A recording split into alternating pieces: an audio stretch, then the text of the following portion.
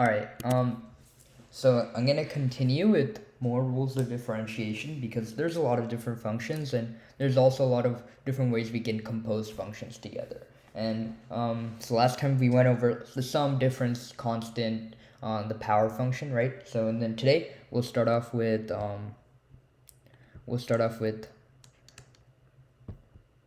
the product rule. So product rule. Okay. So the product rule is basically finding the derivative, so d over dx of two functions f and g multiplied together. Okay.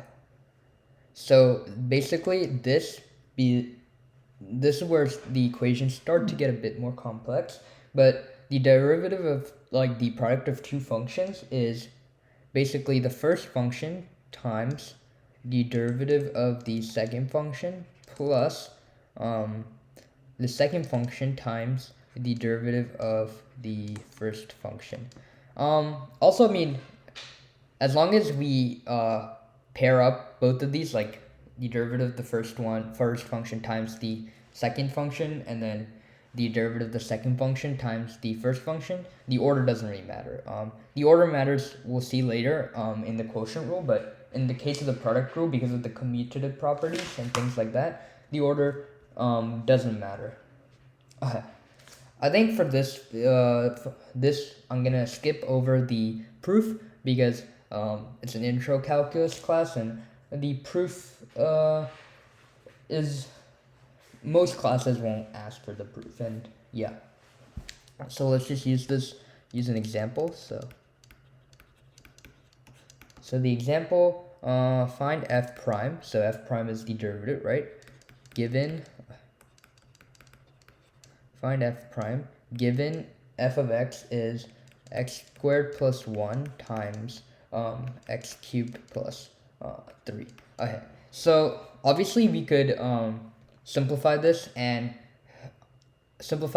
factored form and get a lot of different terms, and then use our rules from use the previous rules of the sum and product rules, and along with the power rule. But let's try to use the product rule to solve for this function. It's to solve for the derivative of this function, right? So we can treat this sort of term as our function f and this sort of term as our function g, and treat this function, or okay, we can treat this as like function w and then function y, right? Because I've defined f of x already, right? And then treat this product as basically the product of two functions, right? And we can go about solving using that. So let's just do that. So recall that the product rule, so if f of x is so recall from the product rule that if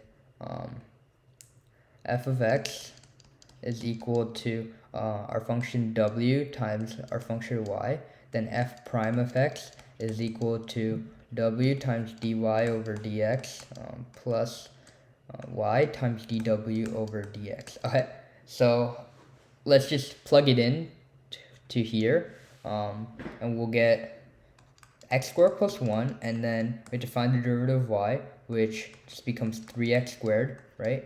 And plus y, which is x cubed plus 3 times the derivative of w, right? If we treat this as w and this is y, the derivative of w is just 2x, right? And then if we were to simplify this, which is much easier because we're multiplying two terms with 1 over here instead of 2 and 2, it becomes 3x to the power 4 plus 3x squared plus 2x to the power 4 plus 6x, and then we add our like terms together, we get 5x to the power 4 plus 3x squared plus 6x, and that should be our derivative.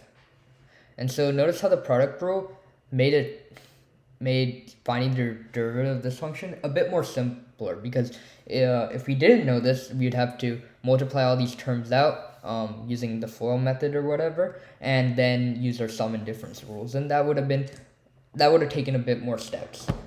So sometimes now treat this as adding different rules to our toolbox, and then whichever tool helps us solve the problem faster and quicker is probably the tool we want to use to approach the problem.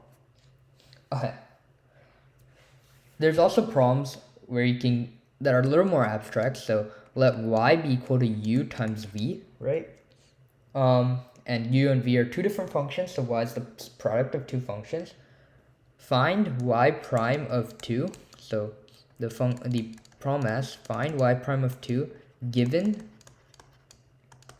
u of 2 is equal to 3, u prime of 2 is equal to -4, v of 2 is equal to 1, and v prime of 2 is equal to 2. Okay? And this is basically like screaming to use product rule, except like at a specific point, right? So all we're trying to do is we're trying to find y prime of 2, which we know through the product rule is just u of 2 times v prime of 2 plus v of 2 times u prime of 2. Sorry, my v's and u's look really similar, but hopefully it's understandable. And then now we just plug in our givens. So u of 2 is 3 times v prime of 2 is it's a prime. V prime of 2 is 2 plus v of 2 is 1, and then u prime of 2 is -4. So we get 6 minus 4, which is equal to 2. And that's equal to y prime of 2. Okay? Alright, so we have the product rule. And remember with the constant rule how I said how multiplication and division, like knowing the constant, like multiplying a constant will tell you how to approach the derivatives when you're dividing, because you can treat 1/2 as either dividing by 2 or multiplying by 2. We can't really do the same thing when we have the quotient of two functions. And so whenever we have two functions that are divided, we use something called the quotient rule. Okay, so given v is not equal to 0, because we can't really divide by 0, and y is equal to u divided by v, our derivative, so derivative with respect to x of y, which is equal to derivative with respect to x of u over v, is the same as v, so our denominator, times the derivative of u with respect to x minus u times the derivative of v with respect to x. Okay, so let me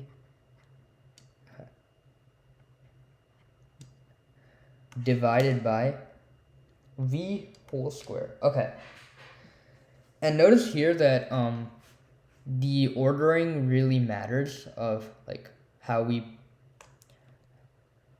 which term we use to multiply with what derivative, because we can't switch up the order like we did in the product rule, because the negative term is associated with u times the derivative of v with respect to x.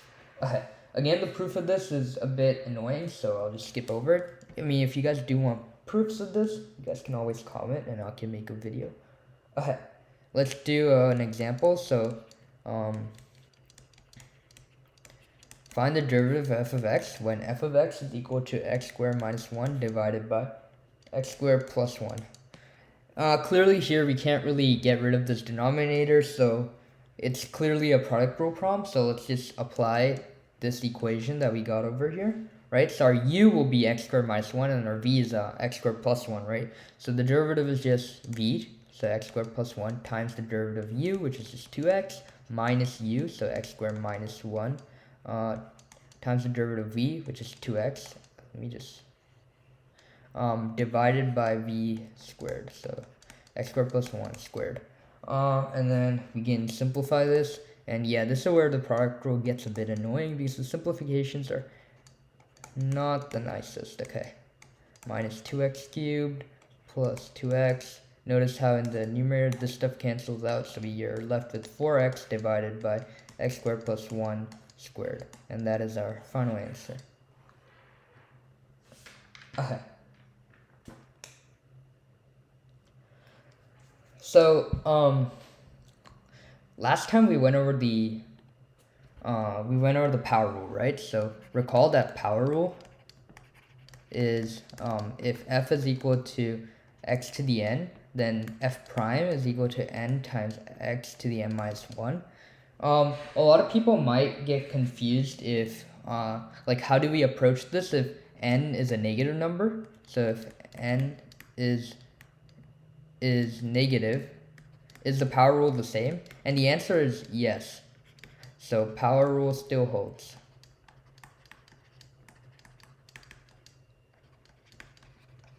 Right? So for an example, let's just do x to the power of negative 2, right? When we find the derivative of that, so f is equal to that, so f prime is equal to negative 2 times x, and then when we subtract 1, all we're going to get is x to the negative 3. And basically, it doesn't matter if n is a positive or a negative number, our power rule still holds, which is nice.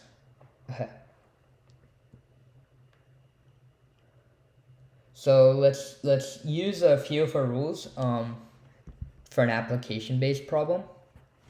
So find the equation for the tangent line at x equals 1, y equals 2 for function y is equal to x squared plus 3 divided by 2x. Okay, so we're given that this point lies in this function, and we can confirm it pretty easily. If you plug in 1 in the numerator, we'll get 4. 4 divided by 2 is 2. So this point does actually lie here. So we can find the tangent line, right? So first you have to find the slope of the tangent line, which we know we find through the derivative. So let's find the derivative of this function y. I think we have to use the quotient rule here, right? Because we're dividing two functions, one in the numerator and one in the denominator. So let us use the quotient rule. Okay, so we know the quotient rule is basically the derivative of v, so 2x times 2x, the derivative of u minus u, so x squared plus 3 times the derivative of v, so that's just 2, over 2x squared, and then we get 4x squared minus 2x squared minus 6 over 4x squared, and then we're left with 2x squared minus 6 divided by 4x squared. Everything has a 2 term in common, so x squared minus 3 divided by 2x squared. Okay, so that is our derivative.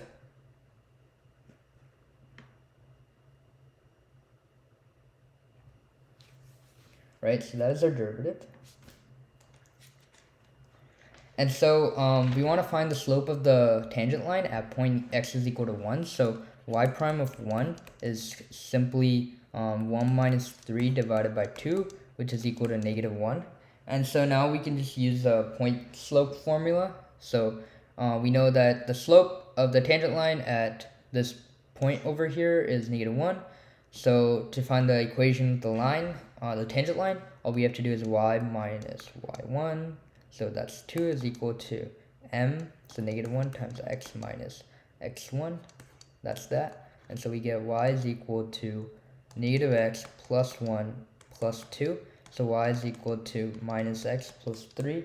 And that is our answer for the slope of the tangent line through that point. Alright, not too bad, right?